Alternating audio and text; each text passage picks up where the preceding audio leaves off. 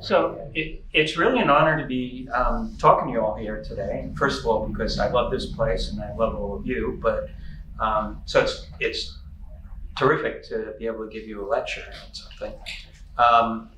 But also it's particularly poignant today because the fact that today is, my understanding is it's National Flight Day because it's the 148th birthday of Orville Wright.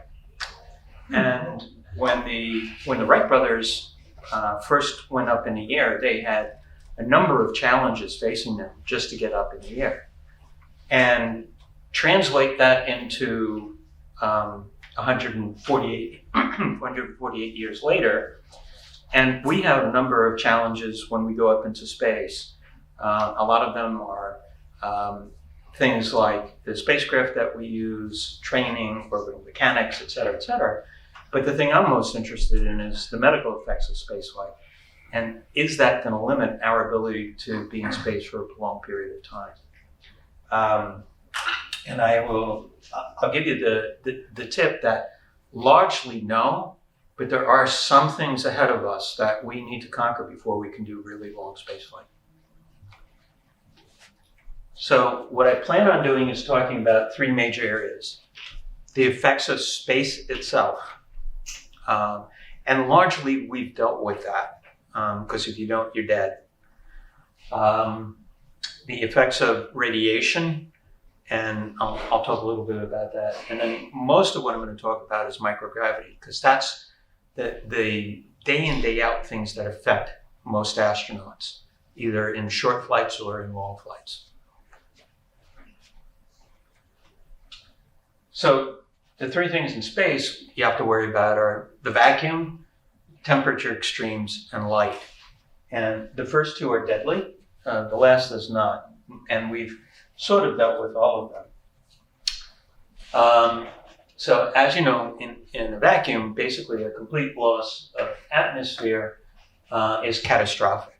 If you have a meteorite or space chunk puncture either your spacecraft or puncture your suit, well enough that it's not just a slow leak, but I mean, it's all of your pressure is gone. All body fluids boil off after about 30 to 60 seconds. There was that thing on 2001, The Space Odyssey, where he's locked out of the spacecraft from HAL, and he takes several breaths in, blows it out, and goes through the vacuum in space and is able to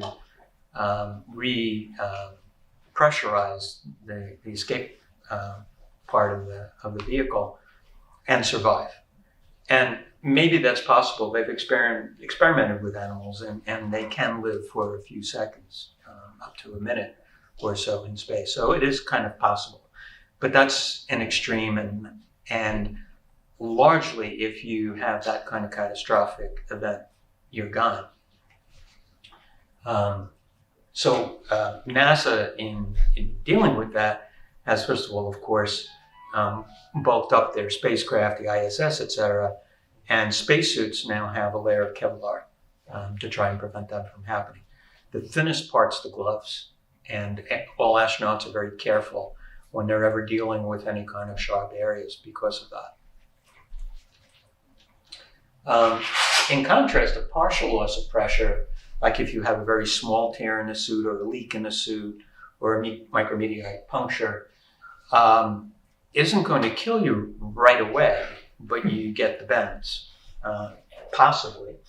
NASA has figured out a way to deal with that and prevent the bends from occurring. So this would be astronauts who are out doing an EVA, the original Ed White doing his EVA, and more recent EVAs, of course. But you see that basically if you are, this is even at 63,000 feet, and you have some water in a beaker, it froths up because of the fact that the water vapor pressure goes very low. Obviously, the higher you go, and then a vacuum at zero, meaning anything that can boil will boil. The bends, in contrast to that, occurs when there's a partial loss of pressure in a suit or something like that. And basically, nitrogen is always, if you're breathing nitrogen at sea level, there's always about 80% of your blood that of the air contains nitrogen, which means it's in solution in your blood. Lose pressure, and that nitrogen then bubbles up. And most people think of the bends as being very painful in the joints and all like that, and this shows that, and that is the case, but that's the early phase. It is extremely painful and debilitating if you don't get into a high pressurized area, meaning like a deep sea chamber, a hyperbaric chamber. You basically then go on to have bubbling up of nitrogen in blood vessels to the brain, which will cause first seizures, then coma, then death. So it's the pain that you get with bends is a warning sign. If you continue to have those nitrogen bubbles bubbling up and blocking blood vessels, you go on to death eventually. In order to cope with this, NASA has figured out what to do. And I got one of the best questions I've ever had in the museum by some guy saying, hey, every time one of those NASA astronauts used to walk out of the administration building to the van to go to pad 39A, they were always suited up and carrying a ventilator. Why'd they do that? Why didn't they just suit up in the spacecraft? And there are two things. NASA wanted everybody to be suited up in case there was depressurization of the capsule, which did happen actually to some cosmonauts on re-entry and killed the 3 cosmonauts. So NASA wanted to provide that and make sure everybody's suited up on launch as well as recovery.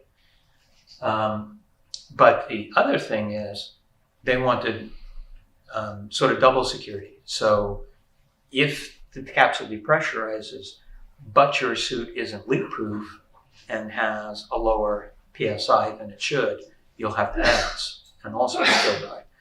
So the way to prevent that is by washing out nitrogen.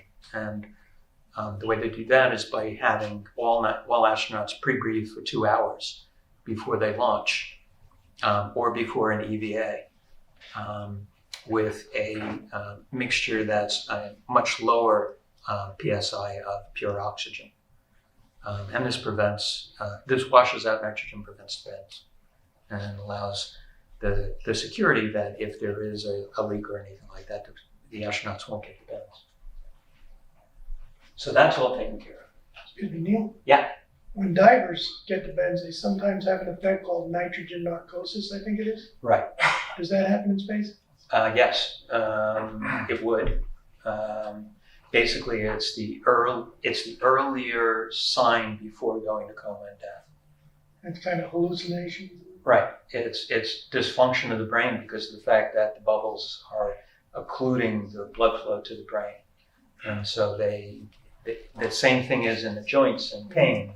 In the brain, you get nitrogen narcosis. Yeah. The other thing that happens to space is, of course, temperature extremes, and the reason that is because of the vacuum. Atmosphere helps to sort of modulate the temperatures on Earth. In near Earth, the average is about 50 degrees Fahrenheit, but the extremes run from minus 148 degrees to plus 258 degrees, depending on whether you're in sun or shade. And the change is dramatic and almost immediate. On the moon, it actually goes even more, from minus 328 degrees Fahrenheit to positive 392 degrees Fahrenheit.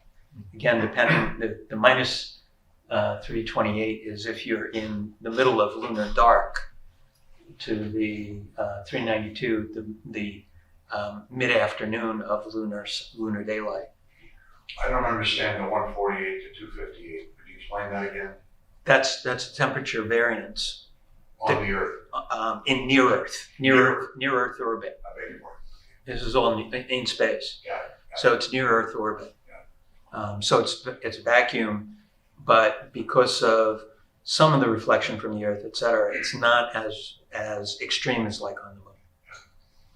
So what was the temperature most of the time when the astronauts were actually on the moon? So that's the thing. They timed it so that it would be lunar dawn, which is sort of the higher end of the spectrum, but not as hot as 392. Okay, so usually it was in around 250 or so. And the reason that Apollo 11 was on the moon for only, they walked on the moon for only 2 hours is because they didn't know how well the suit was going to hold up in terms of the temperature. So it was planned for only a 2-hour walk. And the way they overcame that was to have the inner layer of the suits being a fabric of tubes with water running in them. And basically the suits were good for up to a total of 22 hours on the moon, 3 separate walks. So each walk lasted eventually lasted about 7 or 8 hours. And they were fine with that. Mars is not so bad in terms of temperature, if we ever went to Mars, because it's, again, Mars night is minus 195. Daytime it goes up to about 70 degrees Fahrenheit because it does have a thin atmosphere. So it would not be as difficult to account for the temperature extremes on Mars. If we were to ever go interstellar, holy cow. Interstellar is a couple of degrees above absolute zero throughout. And the only reason it's a couple of degrees is because of gamma radiation from other galaxies, etc., and other stars. But basically you are dealing with minus 454 degrees Fahrenheit, near absolute zero. You know, we have 4 spacecraft in interstellar space right now. Right. Spacecraft, yes. Humans, no. They can hold their breath longer. There wasn't enough room in there to put a person anyway. Light is not obviously as critical in terms of surviving, but it can be disruptive. The main problem is if you're in Earth orbit, there are rapid sunrises and sunsets. There's either a sunrise or a sunset every 45 minutes. And that tends to play wonkiness with people's sleep and work cycles. And the ISS, for example, compensates by remaining on a 24-hour system. And I think they use Greenwich Mean Time as the time period. But basically they have shutters and tone down the lights and stuff like that in keeping with what's needed in terms of light and dark. So they're able to function on an adequate basis. The Apollo astronauts took sleeping pills in order to cope with that. Would you have to do a similar thing if you ever went interstellar to the point where we're not even operating in the same solar system anymore? Yeah, you would have to do the same thing. Mars gets wonky too because of the fact that basically Mars' day is slightly longer than Earth's, so that could cause a problem. That's why when they do the timing of the Mars rovers, they have what they call sols. That's a Martian day. Yeah. You have to go through a conversion routine to figure out how many Earth days it is. Yeah, it's not 24, it's like 26? 26. 20, I think it's 26 hours. So it gets a little mixed up. So radiation is the other thing everybody worries about. And there are different types of radiation, and they're both real and theoretical effects. And I say theoretical because of the fact that we haven't been in space long enough to know. It's that simple. There are 3 types of radiation. First, the sun, most obvious. That's UV, and it's obvious that we can shield for UV, both reflective coating as well as the visors with the gold reflective coating. So that's not a problem. the other thing you worry about in terms of the sun are protons. And a special risk is a solar flare. And solar flares are not a risk except to an astronaut who's doing an EVA, and that is a risk. And I'll show you why in a couple minutes. The Van Allen belt also is a risk if you were actually orbiting at that level, but no one would do that for any particular reason. They're basically high energy particles and protons and electrons, but it's approximately 2,000 to 10,000 miles above the Earth. So I don't know why anybody would pick that particular area to orbit in. And there's no real impact on either low Earth orbit missions or transiting the Allen belt on the way to like the Moon or Mars.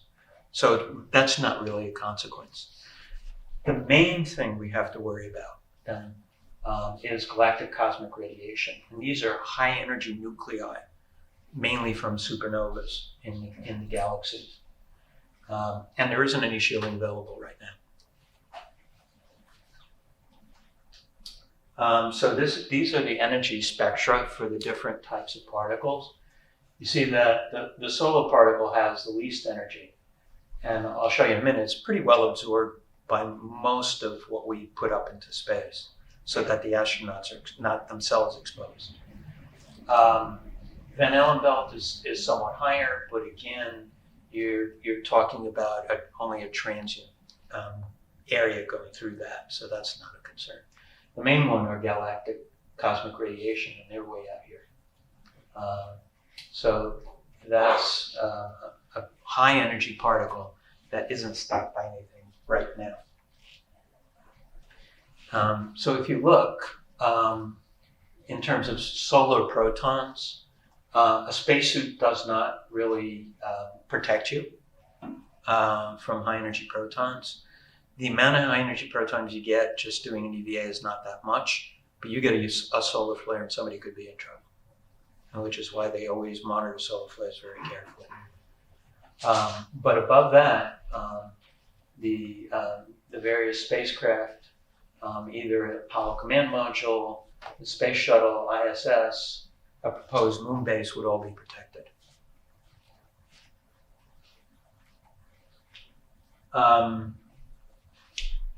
The effects of ionizing radiation, one is the potential for damaging DNA. And there is therefore an increased risk of cancer, conceivably. We have not been in space long enough to see this, nor enough people in space long enough to see this. So we don't know if there's an increased risk of cancer. I guess everybody knows Sally Ride did die of pancreatic cancer. Was that related? We don't have enough knowledge to know yet because that's just one incident. The other risk would be, in terms of damaging DNA, would be if somebody were to give birth be pregnant while they were in space, and then give birth, could there be mutations and defects in the fetus? We don't know about that at all. And you don't know about the Kelly examination. We don't have the information yet, and the Kelly examination was mostly looking at cognitive effects because You might want to explain to some people. there were two astronauts who were examined. One was Scott Kelly, who was up in space for a year. His brother, I forget his twin, Mark, Yeah. was back here on Earth for a year. And so they did experiments looking at a whole bunch of different things, including their cognitive function, laboratory testing, all kinds of different things, to see if there are any differences between them. And those data are being analyzed now. I'll get to a little bit of that later. We do know that there's an increase in cell death. There has been a slight increase in cataracts seen in astronauts. after exposure to in space for a prolonged period of time. Is that really because of space? Don't really know. The one thing we, and again, decreased cognitive function, we don't really know. That's a question mark at this point. It's being looked at. There is some suggestion it might be real, but we're not sure, based on the Kelly experiments. The one thing that we do know is that astronauts experience light flashes, whether their eyes are open or closed. And they actually have been measuring this over a period of time, excuse me, and it's believed it's due to galactic cosmic radiation. So a high energy particle gets in, stimulates one of the nerves in the retina, and you see a flash of light. Are you talking about in space or after they're? No, in space, only in space. In space. In space. Okay. Do you have these different scintillations that we've experienced for years and years? In the eyes? No, they're different. They're like a single flash of light. And it's not like migraines or anything like that. It's a single flash of light and not explained by anything else that we know of. So it's hypothesized at least that it may be galactic cosmic radiation. If things like increased cataracts and decreased cognitive function, cancer risk, if all that is completely true, then like how do we? Is there any? Good question. So, Good question. And there is one thing that would be feasible, technically, although I'm not sure how they would accomplish it, and that is to have a magnetic coil around the spacecraft, or magnets around the spacecraft. Obviously, you couldn't launch something like that; it'd be too heavy. The way that it could potentially be done would be to launch everything you need and build a spacecraft either in Earth or lunar orbit with a magnetic shield around it, and that would help deflect galactic cosmic radiation because they're all positively charged ions.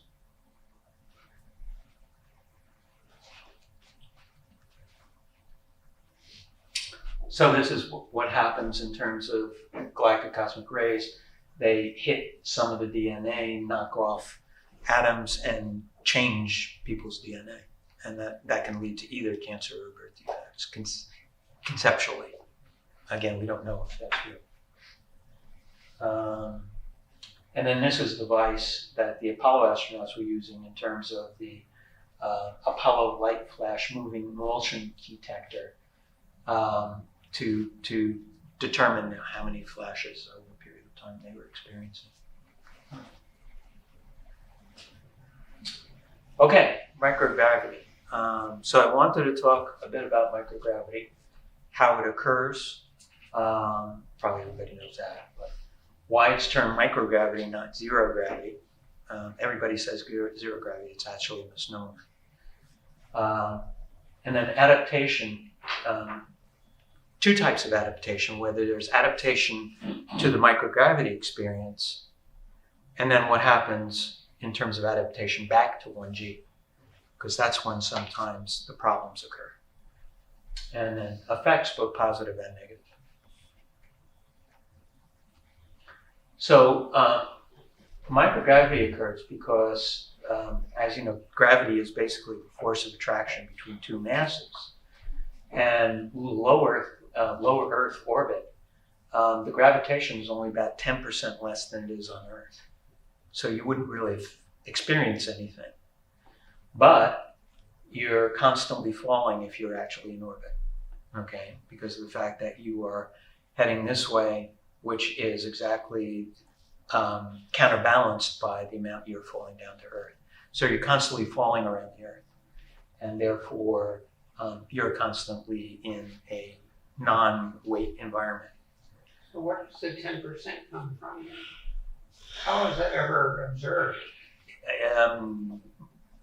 I mean, they've taken, put things in orbit, and I'm not sure exactly how they measured that. I But can go to that. When they started doing the orbital mechanics, they found out that if your motion relative, if you are at zero motion in space and the Earth's rotating under you, you do what they call falling because you got 90% of your weight is there because it's not being counterbalanced by the speed of orbit.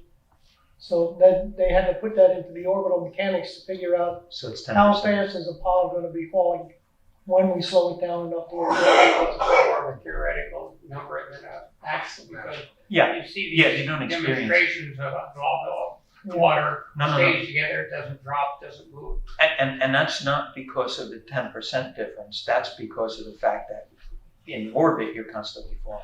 I understand, so what's the effect of microgravity if you're not feeling any of the effects? Right. So microgravity is used as a term because everything has gravity. So the ISS, for example, has gravity. And if they do really sensitive gravitational experiments, they have to find the center of gravity of the ISS so it's not affected. Okay. So it's not Okay. affected. And that's why it's called microgravity rather than zero. Very small. So it can be measured, but it cannot be felt. Now, humans can't experience it, but we can measure it. So in terms of adaptation to microgravity, some adaptations, I'll go over which one's which, some adaptations happen very rapidly. And if there's a rapid physiologic process, the person is going to adapt rapidly, and by rapidly, within a couple of days. Others may take weeks or months to adapt, and these are based on longer processes that happen in the body. But coming back to 1G can be problematic because if you've been in space for a year and have adapted in a number of different ways, some things, some physiologic things that happen rapidly, you'll be able to readapt in a few days, although it's going to be really unpleasant. But some things may take months or years to readapt. If the gravity is only 10% less, but you're falling all the time, do you move easier one direction than, like if you are moving in the direction that you're falling, is that No, easier than moving the direction? no, yeah, you don't really experience anything from it. Because it's overwhelmed by the fact that you're constantly falling, which means you have microgravity rather than only 10% less. It's not added on. And this is what it's, this is like the shuttle, for example. It's moving in that direction, and the force of gravity is pushing it down that way. And so the two are balanced, and that means it's constant. It's because it's trying to move out, but it can't because the Earth is pulling it back. It's constantly falling and in orbit. So the effects are multiple. It includes stuff about the nervous system, the circulatory system, musculoskeletal system, ear, nose, and throat, immune system, and then some cognitive and psychological stuff. I'm going to go over these. Not quite. Not quite. Not quite. So the nervous system effects, the most important thing everybody knows about is space motion sickness. And I'll talk about that in a minute. And space motion sickness is due in part to differences in proprioception and visual, and I'll get in a minute what those mean.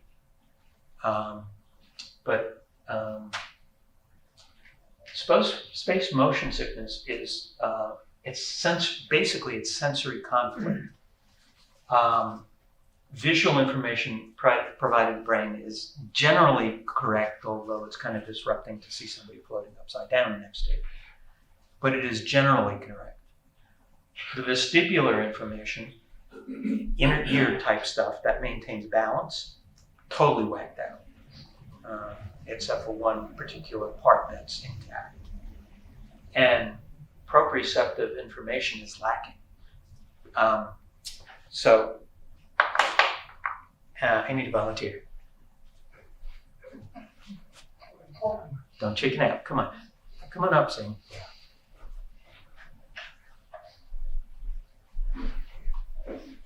So one of the tests we do in the office is to measure how somebody's balance is and how their vestibular function and proprioception and visual function are operating. Generally, the brain needs at least 2 inputs to be able to maintain your balance. Okay, 2 of the 3 have to be intact. And what we do is we ask somebody to close their eyes, right, which eliminates the visual input, and see if they can still maintain their balance. If they can, then we know at least the other 2 are working, and visual can be tested separately. So, come towards me. Okay. Put your feet together. Right. Okay. Close your eyes, I won't let you fall. Yeah, she sways a tiny bit, but she's upright. Okay, you can open them. And that means both her vestibular system and the proprioception system is intact. What do I mean by proprioception? Close your eyes again. Tell me which way I'm moving your finger, up or down. Up. Up. Down. How'd you know? I could feel it. What'd you feel? What? What'd you feel? Well, I felt my finger go like this, and I felt it go like And that's that. proprioception. You have, go ahead, you can sit down. Okay. You have nerves that are in the muscles and tendons and joints that tell your body which way things are moving. Okay, and that allows you to know how your limbs are moving in space, and that's part of how you maintain balance. So all these things come to play. Proprioception is in muscles, tendons, joints, and skin, like we just showed. The vestibular organs I'll get to in a minute, and vision, as you see, is also important. But if you knock more than 2 of those out, you're in trouble. And that's basically what space does. The vestibular system has inner ear information on both position, what position you're in, and acceleration, which way your body is moving or accelerating. The semicircular canals have hair cells that respond to rotary motion. And that's okay, that works okay. Even in space, if you turn your head, okay, you're still like, the solution still sloshes. And so you still have rotary motion. It's the easiest way of putting it. There's a different part called the ampulla that has hair cells that are topped with crystals, okay? And these sense your body position as well as linear acceleration, not rotary acceleration, but linear acceleration. And without gravity, those crystals are just floating there and don't detect anything. And that's part of the problem. So basically, this part, the semicircular canals are working fine.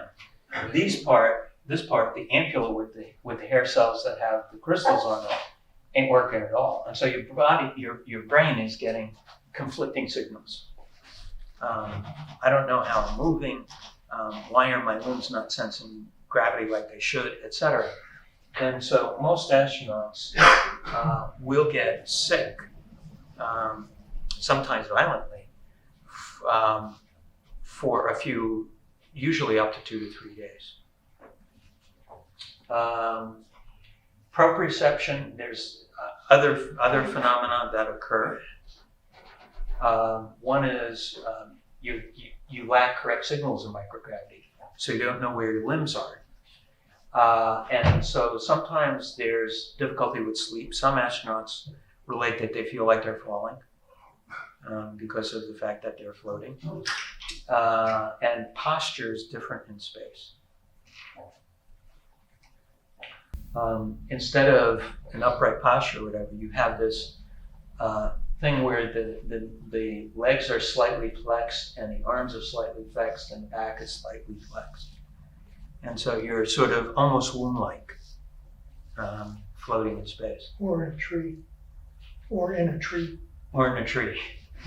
But that is the typical posture that you see astronauts assume naturally when they are in space. That's not any problem. It's just something that's been noted. There are also visual effects that occur. There are changes in normal intensity in light versus dark, about a quarter higher illumination in space because you don't have any of the atmosphere to mute it. And then there's rounding of the eyeball, again, because of the sort of the fluid and weightless, zero microgravity. Things tend to round up, and I'll show you an example of that in terms of a drop of water. And the same thing happens with the eyeball. And astronauts who were a little older basically started to need reading glasses when they were in space, resolved when they got back to Earth, until they got older yet. I hear there's a lasting effect in the eyeball after return to Earth for a lengthy time in space. Some of them not restored back to the original condition. This lasts for a period of time, but then resolves. But if they are old enough, it may be that they were right on the cusp of having lens problems anyway, and those keep on advancing. So that it may have been just that they were going to go that way anyway. On the way, okay. There can be some visual orientation problems. There's an increase in visually induced hallucinations of movement, like you see yourself moving and things like that. And that's because of the lack of those crystals that are on the hair cells, the otoliths. And occasionally there can be disorientation, like up-down stuff, EVAs, seeing the other person in a different attitude, and also feeling like you're falling down to earth when you're in an EVA. This is a drop of water on a leaf, and that's a bubble in the middle, but you see it rounds up because of the microgravity, and that's the same thing that happens to the eye. And this is one of the astronauts hanging on, and the feeling of that is looking down and going, sort of like jumping because you're feeling like you're falling down to earth. Most of those people adapt pretty well to, and pretty fast. In terms of the overall adaptation, so as I said, space motion sickness lasts usually about 24 to 48 hours in most astronauts. Some it goes on further. Rusty Schweikert had a real problem with it, for example. But most it goes away. And basically what happens is the brain eliminates the vestibular and proprioceptive inputs, relies mostly on the visual input. But this orientation also decreases over several days. The up-down phenomenon becomes kind of fun rather than disruptive. And a first-time EVA can be somewhat disorienting to somebody when they first do it, but they usually adjust pretty quickly. The eye changes don't resolve as well as we said, but astronauts adapt to changes and just wear reading glasses. Back on Earth, well, okay, so your brain is now relying only on the visual, and it's saying those vestibular inputs and proprioceptive inputs, ignore them. They ignore them. Don't pay attention. Now suddenly you're sitting on a floating thing on the water. They get violently ill sometimes because they have their vestibular function back, and the brain doesn't know what to do with them. So for a time they can be, proprioception is also off. Astronauts oftentimes are not able to walk a straight line when they get back, if they've been there for a while.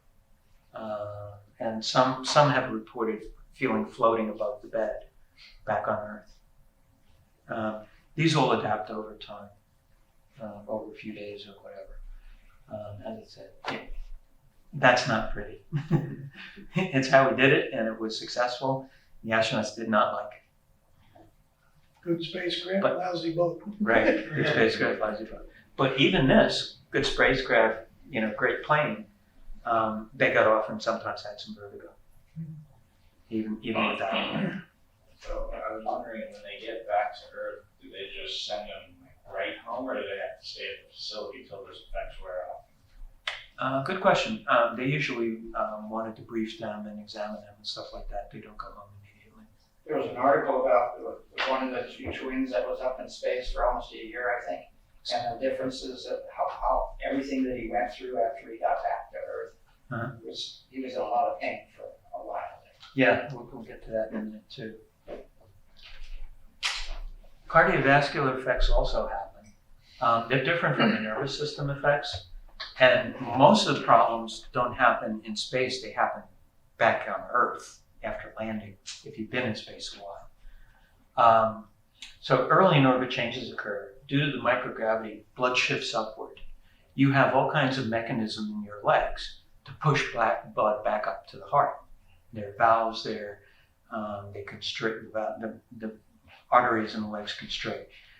You're constantly trying to fight gravity to get blood back up to your heart and into your head. Go to space, ain't no gravity down there. So everything shifts upward into your head. And it could cause puffiness of the head and eyes, some chronic sinus congestion, eye pain and headaches maybe for a couple of days. It's not overwhelming, and most astronauts don't have a real problem with it, but it is noticeable. So you see the people's face round up and their legs get skinnier. That's what happens. And it actually can be seen in the face of some of the astronauts, comparing it on Earth on the left versus in space on the right. There's also an adaptation to this shifting upward of the blood, and that is basically a decrease in blood volume, because the pressure monitors about how much pressure you have are up here in the neck. So it's thinking, oh my God, I've got too much blood. So basically they trigger the elimination of salt and water by the kidneys and decrease of thirst. Okay, remember the decrease of thirst, that's important in a different sense in a minute. So plasma volume, the amount of liquid in blood decreases by about 20%. And there's a decrease in red cell production because of the loss of volume. Now your blood's too thick. You got rid of the water, now the blood's too thick.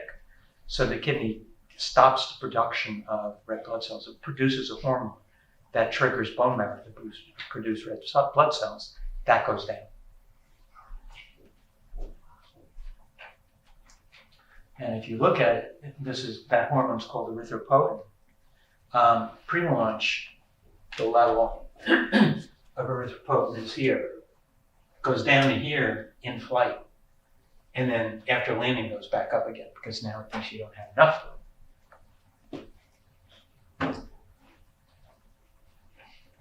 So you get back to birth, okay? You've gotten rid of 20% of your blood volume, okay? Your blood pressure sensors are going to be less sensitive now, okay? Your legs aren't going to contract like they used to do in terms of pumping blood back. And so basically, and there's a decreased contraction of the heart as well, because the heart doesn't have to pump as hard. Astronauts usually feel faint when they get back to Earth, oftentimes pass out when they stand up. This only lasts for a few days and then it resolves. But it's annoying for the astronauts when they come back. They have tried lower body pressure suits, like suits that pump, etc. They were too uncomfortable and not very helpful, and so they canned that idea.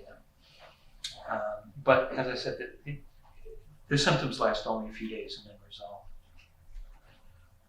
But this is what happens. You see here on Earth, you have a fair amount of blood down here in your legs. It's trying to pump it back up to the heart and head, but it's pretty equally distributed. In space, since you don't have the gravity, basically all the blood goes up that way. And then basically back on Earth, it all shifts out of your head, and so people think.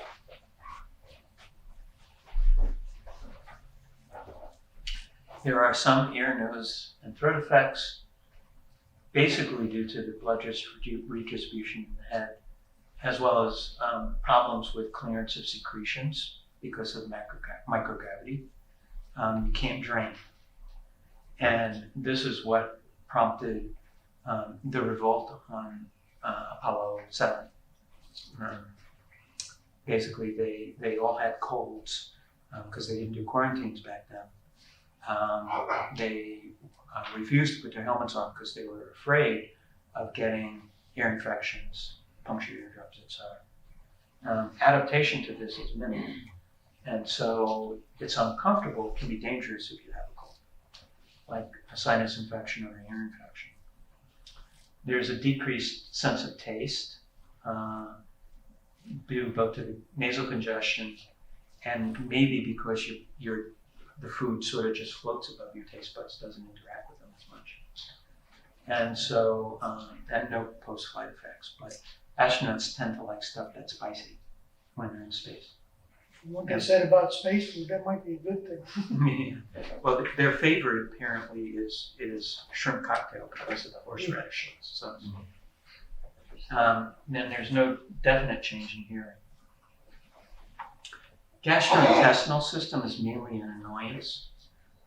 Anytime one needs to burp, food comes out because there's no gravity holding it down. You still have the sphincter, but it can come up somewhat. If you were to vomit, vomit bounces off the barf bag and back in your face. So you basically have to have a towel with you if you're sick. And there's increased gas due to the inability to burp because astronauts don't want to burp and vomit. And so there's a lot of farting going on. If anybody had gastroesophageal reflux disease, which I doubt any astronaut would go into space if they did, but if they did, it would be worse. And that's basically what that is in terms of all the gas. Muscle and bone effects. There's one immediate effect and that short term, and that is microgravity causes discs in the lower back to enlarge because there's an increase due to water absorption. So astronauts gain about 2 to 3 inches in height in space. It's a real problem. And the problem is that it causes stretches on small muscles between the vertebrae, and that causes some back pain. Luckily, it only lasts a few days, and they return to normal when they get back to Earth. But again, it's aching when they There get was back. a Gemini mission where after a walk, trying to get back in, he had difficulty closing that door. Yeah. Because he had grown, Yeah. an inch or so. Yeah. It was a major effort. Yeah. To get the door closed. It can happen. It's unusual, but yeah, it can happen. But yeah, they gain anywhere from 2 to 3 inches in height. The other effects I'm going to talk about only happen after much longer duration flights. We're talking about 6 months to a year at least. But they are much more serious. So this is the difference between Earth and gravity. You see the disks enlarge. The more serious effects are those on muscle and bone generally. And due to microgravity, muscles are not exercised. You're not pushing against anything. So you can get some muscle atrophy as a compensation in space because of the fact that you don't need to push, so you don't need your muscles, so the blood, etc., goes elsewhere, so your muscles atrophy. And that can be a problem during long duration flight, followed by an EVA. Not as much in space EVA, but if you're going to EVA on the Moon, Mars, or when you get back to Earth, you're in trouble. Back in the 60s, they had this bad exercise called isometrics, where you try and lift the chair with you in it kind of thing. Yeah, and I'll get to that in a minute. Yes, that can help, but not completely help. Similarly, there's bone reabsorption due to the microgravity. Again, because of the fact that you're not pressing against anything. And that can be a risk of fracture in an EVA, even on space, if you were there long enough, as well as on the Moon or Mars. And there's also a risk of kidney stones, I'll explain why in a minute. So this is normal bone. You see it's porous, it's this kind of architecture, but it's thick. Whereas osteoporosis, which is similar to what happens in space, is like this bone that's very fragile and can break. And it occurs mostly in the lumbar spine, the low back, the pelvis, and the legs. Those are the areas that are most affected. Back on Earth, atrophy can make it difficult to function. Many cosmonauts have had to be carried out of the capsule because they just couldn't walk. With bone, there's a risk of fracture and returning to 1G. That hasn't happened to anybody yet, thank goodness, but the longer we're in space, the more it's a risk. Yes, there is some prevention, and there can be exercise with artificial weight bearing. Problem is, how much of a day are you going to exercise? You would be needing to exercise 24 hours a day. It's not possible. So it can compensate to a small degree, but not enough. The only absolute compensation would be artificial gravity. That is having a capsule or a series of capsules that spun around each other, providing artificial gravity. But this was a cosmonaut who needed to be carried off the Soyuz because he couldn't walk. Neil, the Russians actually changed the protocol when they recovered the astronauts. Whether or not they feel like they can walk, they're required to stay in that couch until the doctor tells them they can get out of it. Yeah, because of this. Yeah. This is like you said, an isometric type of machine that they would use on the ISS, et cetera. But again, you could be there for an hour or two, but that's it. And similarly, they exercise in terms of a bicycler phenomenon. There are immune system, and kidneys. One of the things, so when you resorb bone, you're putting more calcium into your blood. The body doesn't like that, so it tells the kidney to get rid of the calcium. So you have a higher amount of calcium in your urine. If you have a higher amount of calcium in your urine, you are at risk for developing kidney stones, because one of the more common kidney stones is calcium oxalate. 30 astronauts, when they got back to Earth, had kidney stones. No astronaut has had a problem with and kidney stones are problematic only when they move from in the kidney into the ureter. When they move into the ureter, A, it's painful enough to be debilitating. B, you can lose your kidney in terms of its function. And C, if you get an infection behind it, you can get septic and die. So it can be very serious and need emergency surgery. No astronaut has ever had a problem in space. One cosmonaut did develop kidney stone with back and flank pain from that kidney stone.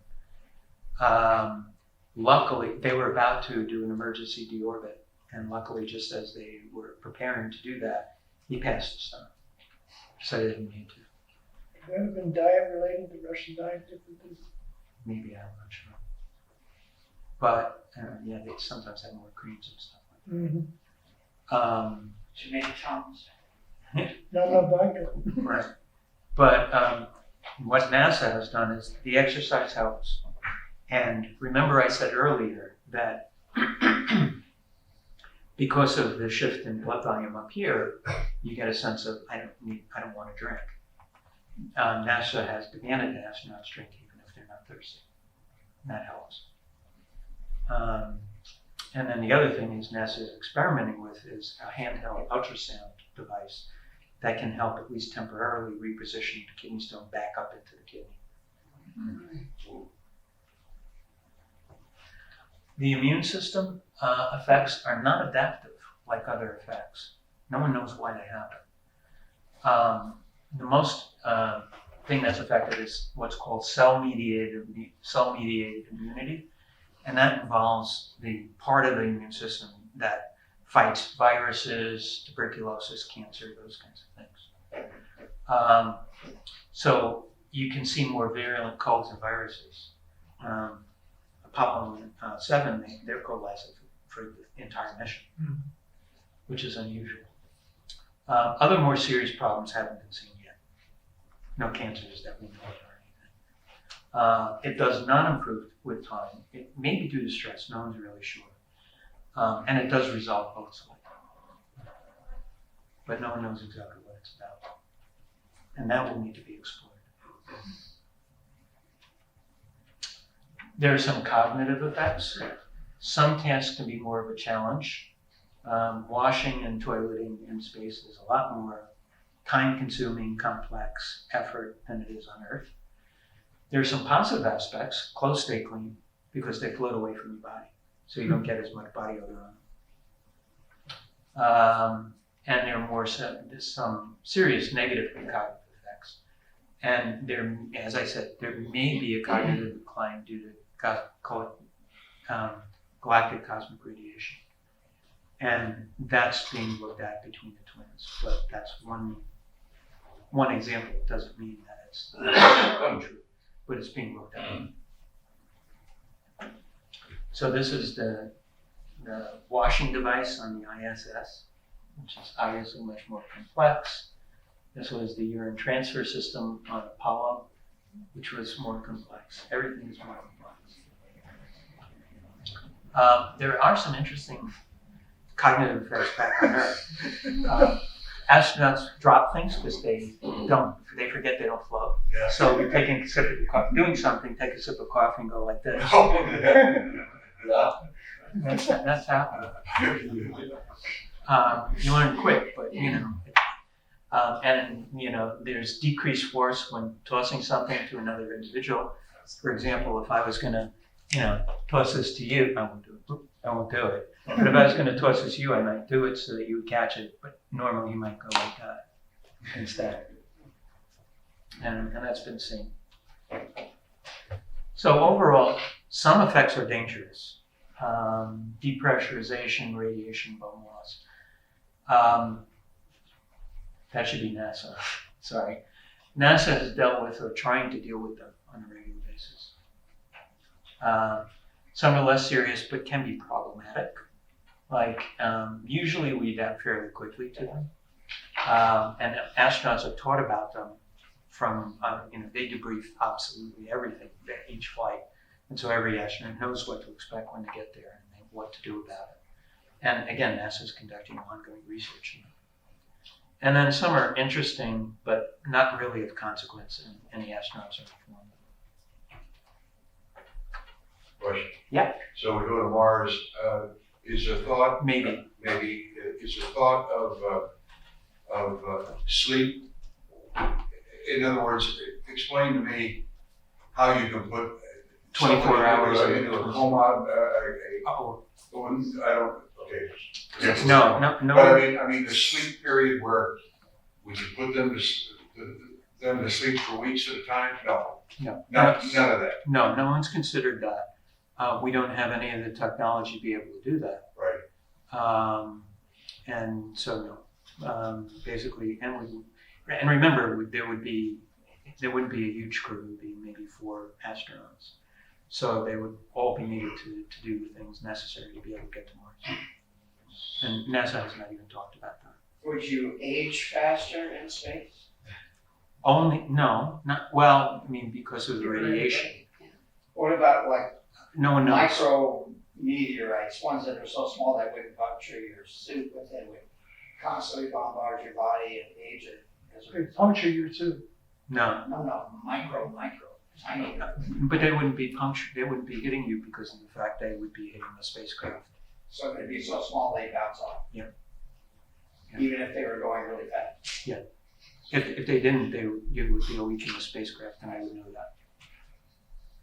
So would you say, like, similar to how we did with the moon mission, would we have to have similar missions that deal with Mars and like address some of these questions that might come up during a Mars mission? I think that before we even consider Mars, I think we have to explore like a prolonged habitat on the moon, maybe prolonged missions to near-Earth asteroids, things like that before we ever went to Mars, to see if, and eventually extend it to the point where we can consider a Mars mission. Because remember, a Mars mission would be at least 2 years long. That would be the bare minimum. 6 months there, 6 months back. You need a year until Mars is back in position where you can launch. Where you talked about low orbits in the 10%. So the space station is not a low orbit. Yeah, it is. So all of these have happened at only 10% loss of gravity? No. That's where I'm getting confused. So, what? Maybe I shouldn't even have put that in. That has really no effect. The effect is because of the fact that you are going at 17,500 miles an hour, you're trying to get away from the Earth. That's exactly the same amount of speed as you're falling down towards the Earth.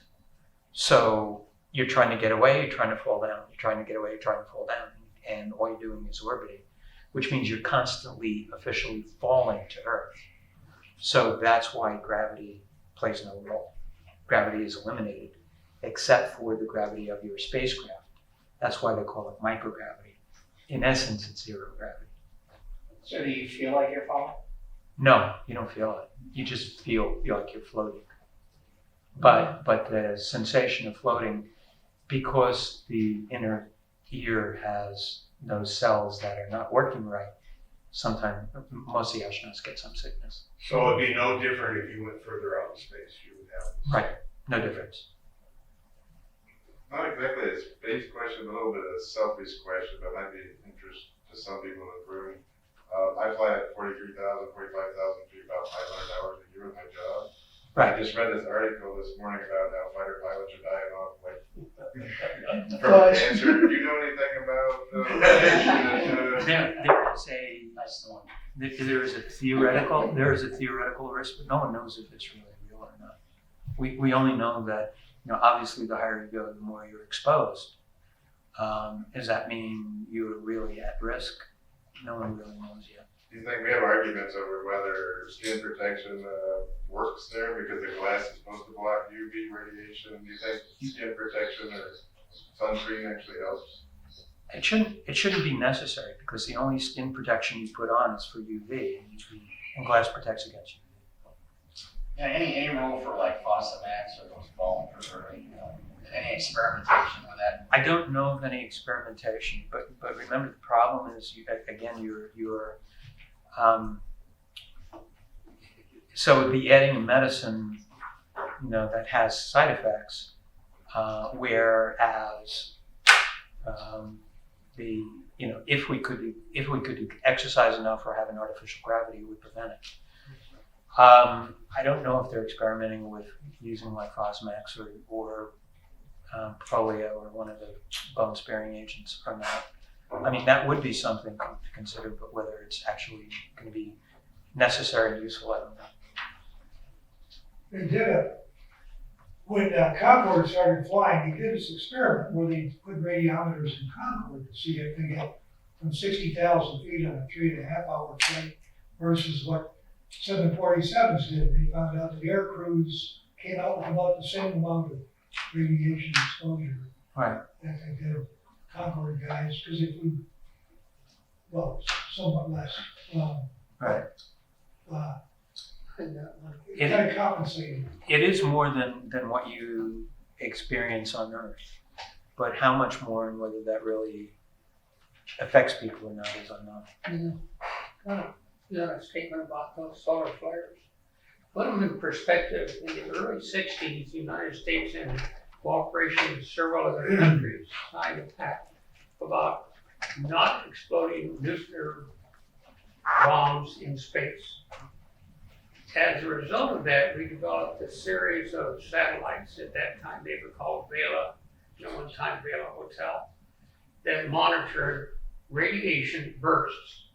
And the advantage that we found shortly after that is that they were also great for detecting solar flares. Mm-hmm. Now, solar flares, when they happen, they're like giant explosions. Mhm. You don't get these high velocity radiation doses, but we get all the protons and all the rest of the stuff. That stuff, when it happens on the sun, we don't know what's happening on the backside of the sun, but this whole galaxy of radiation detection satellites can look at the backside of the sun at the same time and let us know when something like that is happening. Now, a solar flare takes anywhere, typically a day, 2 days, by the time it explodes on the surface of the sun until it gets out to us at the velocity of light. That's 9 minutes. But when you're talking about physical particles that blow up from the surface of the sun, we're talking about enough time to let these people know they either deorbit That's or right. they crawl inside of one of those capsules That's that right. has heavier metal than the skin of the ISS. So one of the little side issues, when we put that Vela up, we're looking for a Russian explosion, and we detected one. Big alarm. The Russians did it. It turns out, after some serious analysis, that that was the first discovery of a quasar. Mhm. Didn't even know that these bursts of Right. energy are way out there in space, and so you can attribute that gain of knowledge to the Vela Hotel. But yeah, solar flares are safe as long as you're inside a capsule. The only people the only astronauts at risk would be those that would be doing UVAs. That's why we have that. We know that it takes a period of time. Right, and so even they should though be able to get they're on the backside of the into, sun by the time it rotates around. right, they should be able to get into the capsule. There's two other, Oh, I just wanted to say, if humans stayed in space for long periods of time, and their heads got bigger, and their eyes got bigger, and their bodies got smaller, wouldn't they end up looking like these little gray aliens? It actually goes away after a couple of days because of the fact that the body gets rid of all the excess. No, I'm talking about long periods. No, but within a couple of days, the body gets rid of all the excess fluid, and so you go back to your usual self. The problem is then you don't have a lot of blood in your lower extremities. okay, there's two items that came up. You reminded me of them, Neil, when you were talking about the spacesuit. For you docents, when you're showing Neil Armstrong's practice suit downstairs, you can tell people who made it. The hint will be cross your heart, because Playtex assembled all the moon suits. They were the ones that put them together. The second thing is, Discover Magazine last month had a special issue on Apollo. And in one of the articles, they were talking about the fact that the first husband-wife team has gone up to the space station.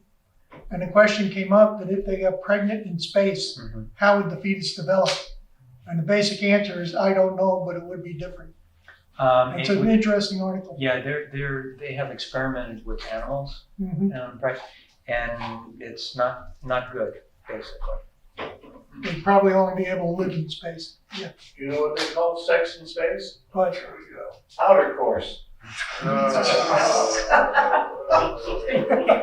another board Jordan Okay, said, I don't know if I can ask this question after that.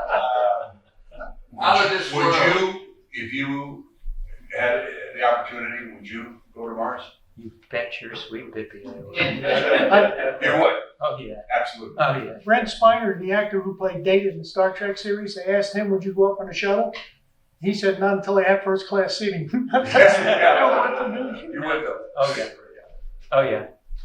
Mars, moon, just shuttle, whatever you want to send me on. Yeah. Yeah. Well, you've got one, you've got the Virgin Atlantic. And they got 200,000 people on their I want to go On their list. low orbit, their low orbit. Yeah. And 250,000. yeah, and I can't blow 250. No. Okay, Very well, thank you very much. This is